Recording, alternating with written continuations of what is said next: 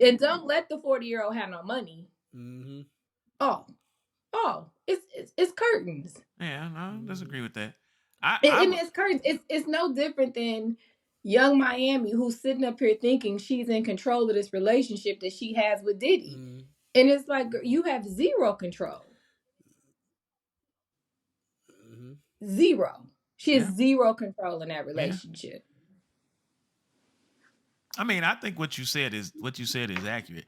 I just took issue with the fact that you said would have had you out there, because I know that you would not have allowed that to happen, because as first soon as they say, hey, I need you to go outside in the summer with this snowsuit, you say, so what you're telling me is what you're telling me is it's 85 and you want me to put on a snowsuit. What does that look like? Explain to me what that looks like and why I should do such a thing when it's 85 degrees outside. I'm glad you said that. You want to know why you're saying that? Because you met me at an age where I've learned to ask those questions. Because I was outside in a fucking snowsuit before. So you get the benefit, or in your case, the detriment of me having had that experience. Yes, detriment. To be like, detriment. To be like, well, wait a minute. Yeah, it's not a benefit. I get it. I know you missed it. Don't act like you didn't miss it. Ain't no benefit. But I'm definitely so yes. Today, my wiser, older self, I'm asking all the questions. For sure.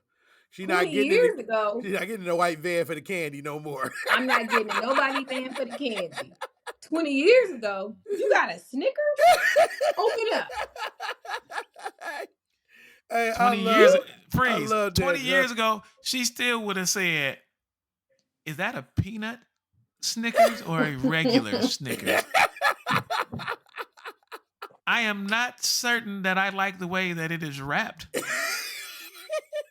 It appears as if it has been handled several times. Therefore, I am advising my inner self not to take said candy bar and enter the white van. Please have a good day, sir. I will readily admit I was smart. I think most of the girls that grew up in and around like my neighborhood you just had to have a certain level of common sense when you grow up in the hood. Yeah. It's just what happens. So oftentimes you're like, okay, that looked like some bullshit. I'm on to the next. But when you're navigating relationships, that bullshit meter takes a little bit longer. Because it does, because the whisper. Yeah, the whisper meter is louder, right? Yeah, I'm just talking shit. You whispering all this in my ear, and I'm like, damn, I know he lying, but he cute. And don't let him have no money. Yeah, and don't let him have no money. Yeah. You got some money? Yeah. Okay. It ain't really that hot outside.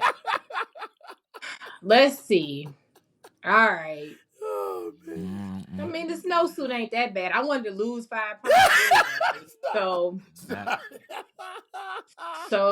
it's 85. Put this little snowsuit on. Lose a couple pounds. I'm winning, right? That's how you talk yourself into it. It's a win-win for me. I make him happy. I lose 5 pounds. Deal. Dendrite, you've always been analytical, so stop this. I am.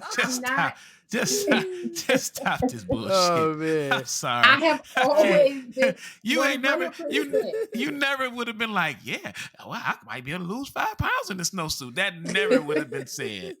Well, I'm saying I'm not okay. So for y'all to call me the literal one, 12-year-old Dendrite would have been like, I'm sorry.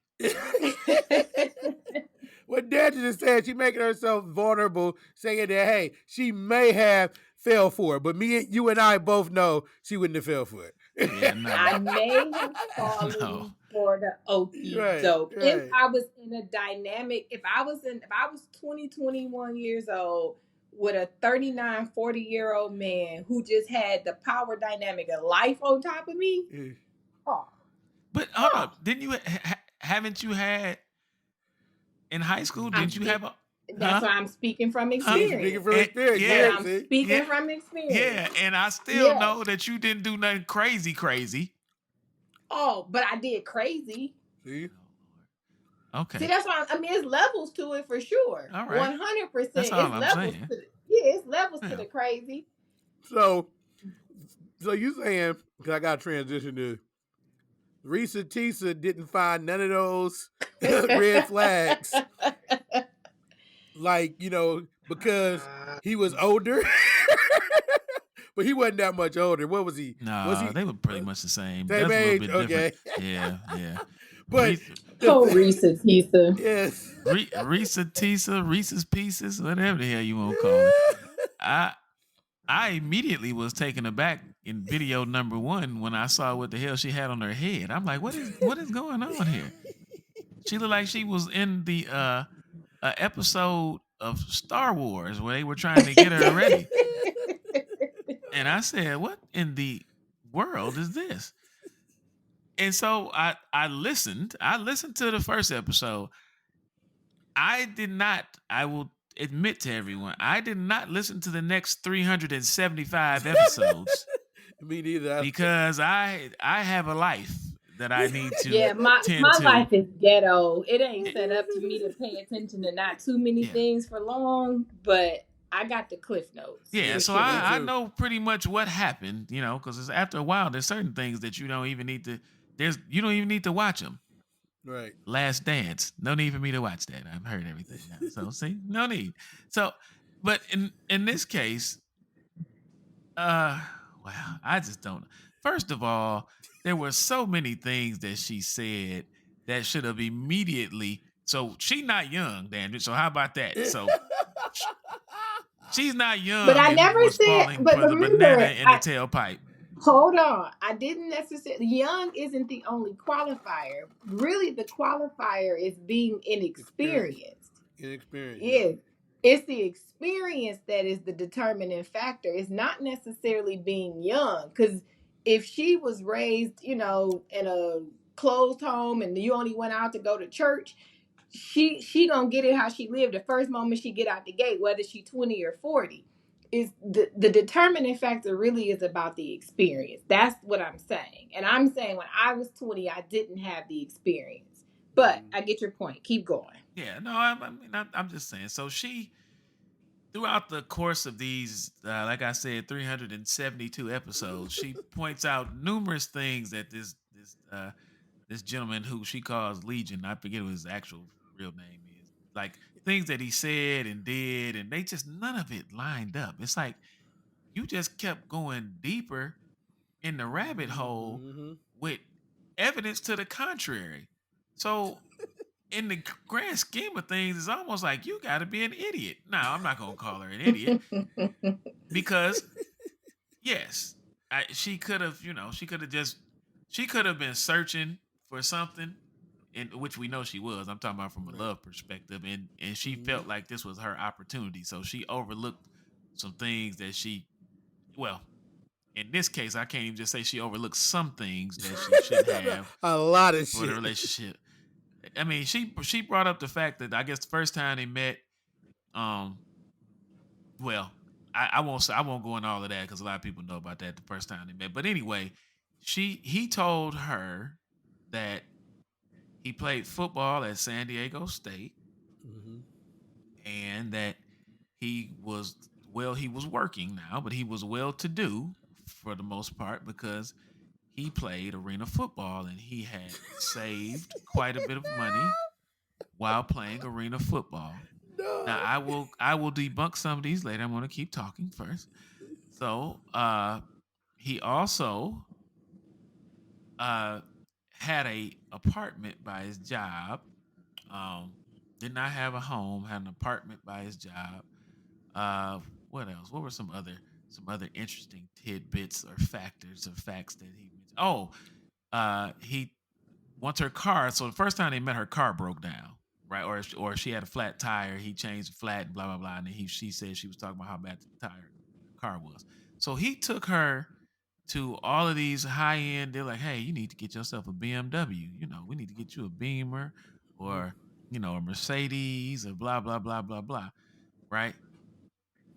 So they went looking at all these spots. Now, mind you, your husband starts taking you to all these places and you looking at all of these cars. You looking at nothing but BMWs, Mercedes, high-end vehicles, right? And you pick out the one you want. And then he comes home with a Hyundai Sonata. Is that what happened, dog? Yes, not a Sonata. I'm exaggerating on the exact car, but yes. Oh, man. So she was like, oh, man, well, that's kind of odd. I had been looking for a BMW, and then he ended up with a such. I think the shit might have been used, too. Wasn't even brand new. But then I guess they go house hunting, right? They're looking at houses in the $720,000 range. You've never verified whether this man even has that much money in the damn bank. She trusts her man, G. She just trusts her man. So that's just a few of the things. Now he finally jumps on and does a rebuttal podcast, or not podcast, but he gets on with the guy that's the podcast. He interviews him, and he's like, "Yeah, the only reason I really came out, I wasn't gonna say nothing, is, this started affecting like my brother and my niece." And people were saying stuff to him. They didn't know who the fuck you was. Thank you. You're not that famous. Nobody is running up on you because you sold Reesa Teesa a dream and got her a Hyundai Sonata.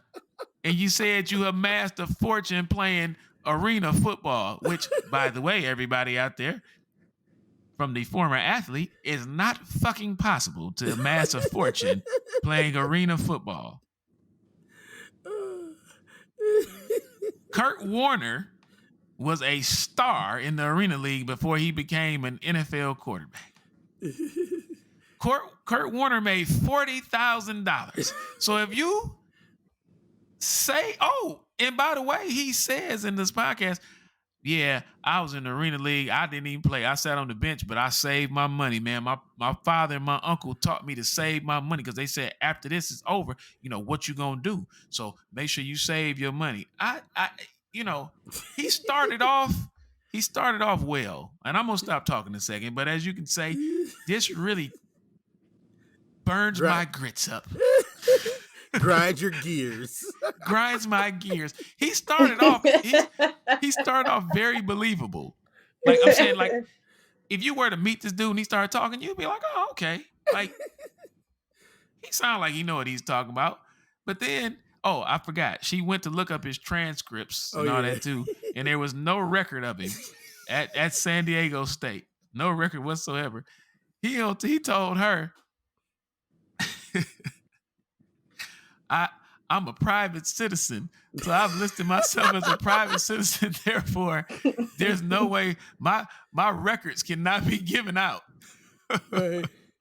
So all I'm saying is, you wanted love really badly because the shit that he was saying was just so stupid that for you to believe it, it's almost like we all got. So let's just say this.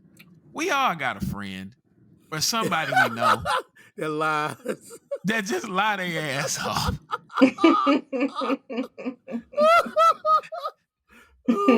Yes. It just lie their ass. I'm talking about lie their ass off. Yes. And they go, and then whatever you say, they gonna have a lie for it. Right. You can be like, man, I went fishing yesterday, and hell, I went fishing. Man, I caught the rarest bluegill ever. They're going to be like, man, that's crazy. This one time, I was in New York. I bumped into Samuel L. Jackson. At which point in time, he told me about a spot up in the Catskills that ain't nobody ever seen before. So he had his private helicopter, and I was like, I don't really want to go with you, nigga. I don't know you like that, but he was cool. So we got in a helicopter. We flew to the Catskill. Man, guess what? What? Nigga, I caught 2 dolphins, but I kept them. And then sold them to SeaWorld. They there right now. They perform, and I get a cut every time they jump through. They hit that ball, and it was crazy. So that was I was like, damn. That's when I kind of started fishing, really.